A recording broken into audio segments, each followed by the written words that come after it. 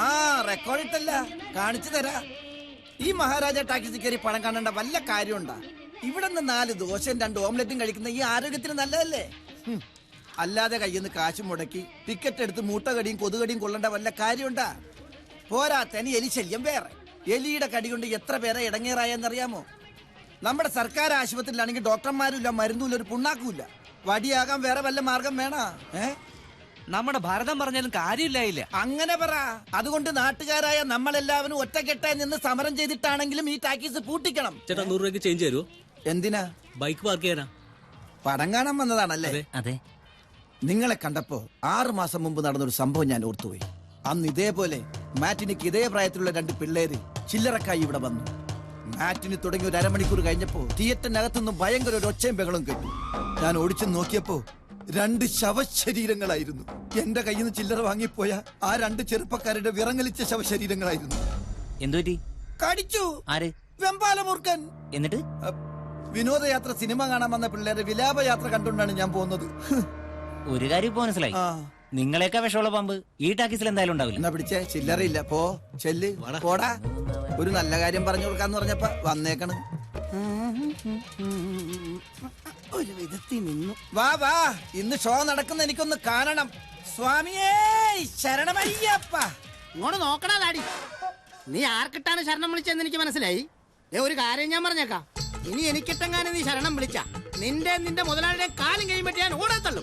എടാ കോപ്പറേറ്ററെ, ഈ ചന്തയുടെ കൈകൊണ്ട് നിന്നോട് മറുപടി പറയാൻ അറിയാൻ പാടില്ല. നീ പറയടാ. നീ അധികം നാളിവിടെ പണിയെടുക്കില്ല. ഇതിനകത്ത് തൂങ്ങി ചത്തിട്ടാണെങ്കിൽ ഈ ടാക്കീസ് ഞാൻ പൂട്ടിക്കും. ടാക്കീസ് പൂട്ടില്ലടാ, പക്ഷെ നിന്റെ ഈ പേട്ട് തട്ടുകട പൂട്ടും. പോവാടാ. എന്താന്നറിയോ, മാറ്റിനോടക്കാൻ സമയം നമുക്ക് ഇന്റർവെല്ലിൽ കാണാടാ. മിക്കവാറും ഇവന്റെ കൈ ഞാൻ തല്ലി ഒടിക്കും. പിന്നെ ഇവൻ എങ്ങനെ സിനിമ കറക്കുന്ന എനിക്കൊന്ന് കാണണം. ചേട്ടാ കുറച്ച് സാമ്പാർ തരുമോ? 6:55 തുടങ്ങിയതാണല്ലോ സാമ്പാർ വിഴുങ്ങാനായിട്ട്. ദോശ ബാക്കി ഇരിക്കില്ലേ, പിന്നെ എങ്ങനെ കഴിക്കുന്നത്? 2 ദോശയും മേടിക്കും, 2 ലിറ്റർ സാമ്പാറും കുടിക്കും.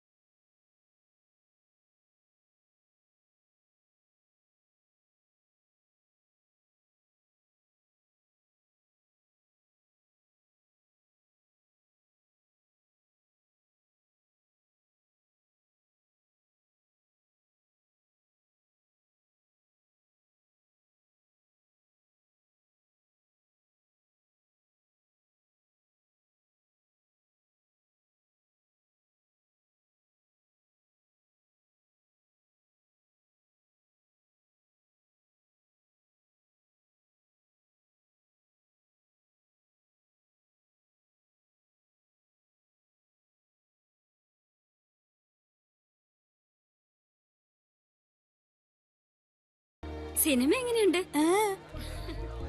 ഉഷേ? അമ്മയ്ക്ക് എങ്ങനെയുണ്ട്? കുറവുണ്ട്. രമയുടെ കല്യാണം അറച്ചല്ലോ, അടുത്ത ചിങ്ങത്തിലാ.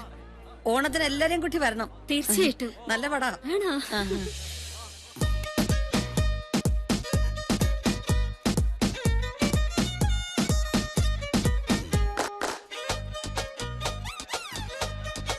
ഭഗവാനേ, ഇവിടെ ഒരു തുള്ളി മദ്യം പോലും കിട്ടാതെ മരിച്ച എന്റെ അച്ഛന് പരലോകത്ത് ഇഷ്ടം പോലെ മദ്യം കിട്ടാൻ വേണ്ടി ഞാൻ പ്രാർത്ഥിക്കാം.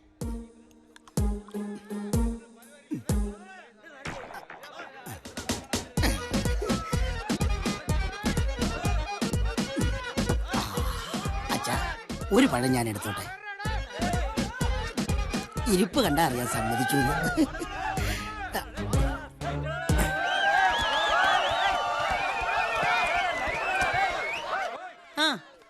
എല്ലാരുടെയും കണ്ണുവെട്ടിച്ചിഞ്ഞ് പോരുന്നോ?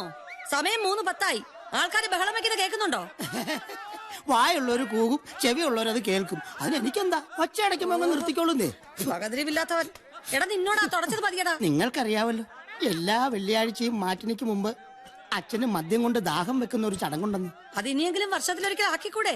പോരാ. ആയസെത്താതെ ഒരു തുള്ളി മദ്യം പോലും കിട്ടാതെ ഈ ലോകത്തോട് എന്നേക്കുമായി വിട പറഞ്ഞ ഒരു പ്രൊജക്ടർ ഓപ്പറേറ്റർ ആയിരുന്നു എന്റെ അച്ഛൻ. തൂക്കിയിട്ടിരിക്കുന്ന ദാമോദരൻ. അച്ഛാ, ഈ മഹാനായ മനുഷ്യൻ രോഗശയ്യെ കിടക്കുമ്പോ മോനായ എന്നോട് ഒരേ ഒരു ആഗ്രഹം പ്രകടിപ്പിച്ചോളൂ. അതെന്താന്നറിയോ? അവസാനമായി ഒരു പെഗ് റം വെള്ളം തൊടാതെ വേണം മോനെന്ന്. ഞാൻ സൈക്കിൾ എടുത്ത് പാഞ്ഞു ലിക്കർ ഷോപ്പിലേക്ക്. കഷ്ടകാലത്തിനെന്ന് ഗാന്ധി ജയന്തിയായി പോയി. ഒറ്റ ലിക്കർ ഷോപ്പ് പോലും തുറന്നിട്ടില്ല. അങ്ങനെ മദ്യം കഴിക്കാതെ വിട പറഞ്ഞ ഒരു യുഗപുരുഷന്റെ മകനായി എനിക്ക് ആ അച്ഛനോടുള്ള കടമ നിറവേറ്റണ്ടേ സിസ്റ്റേഴ്സ്? ആ കടമ ഇപ്പൊ തൽക്കാലം നിറവേറ്റിയില്ലേ സ്വാമിനാഥ? ഇനി അടുത്ത വെള്ളിയാഴ്ചയുള്ളൂ. എന്നാ ഷോ തുടങ്ങാമല്ലോ. പിന്നെന്താ? ഏത് കോപ്പനാണെങ്കിലും ഇന്ന് ഞാൻ കാണിച്ചു തരാം. ചേച്ചി ഇങ്ങോട്ട് വാ. ഇങ്ങനെയാണാ കൂവുന്നേ? ഒറ്റയർത്തിനും കൂവാൻ അറിയില്ല. അതെ ചേച്ചി, രണ്ടെണ്ണം പോയോ?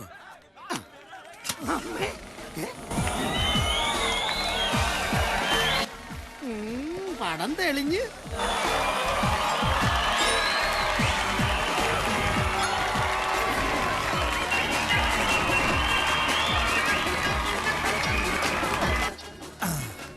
എടി വിമലേ, എന്നോടാണ് ആ കളി? കറണ്ട് ഇല്ലാതെ എങ്ങനെ ഷോ കളിക്കൂന്ന് എനിക്കൊന്ന് കാണണം.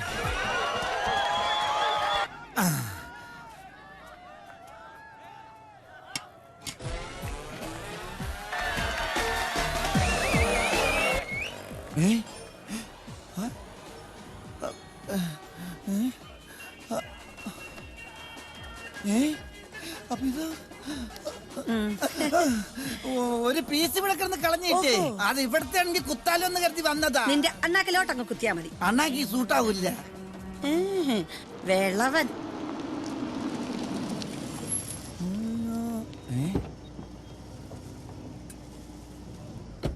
ആ മുതലാളി വരണം. ഇന്ന് എങ്ങനെയുണ്ടോ കളക്ഷൻ? ഒടുക്കത്തെ കളക്ഷൻ അല്ലേ മുതലാളി? ഇങ്ങനെ പോയ മിക്കവാറും അവളുമാരി ടാക്കീസ് പൊളിച്ച് മുതലാളിയുടെ പ്ലാൻ പോലെ നല്ല ഒന്നാന്തരം AC DTS തിയേറ്റർ ആയിട്ട് പണിയടാ.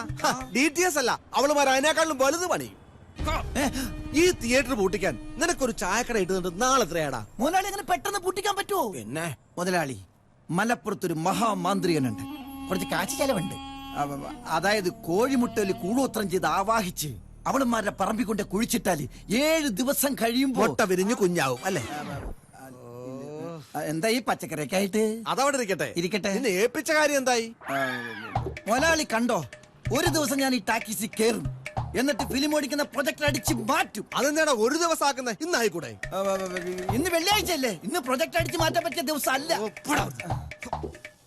മുതലാളി, കടയിലെ സാധനങ്ങളൊക്കെ തീർന്നു. ആദ്യം പറഞ്ഞ കാര്യം ചെയ്യേ, എന്നിട്ട് സാധനമൊക്കെ വാങ്ങിച്ചുതരാം. ഇങ്ങനെയാണെങ്കിൽ ടാക്കീസ് കോപ്പ് പൂട്ടും.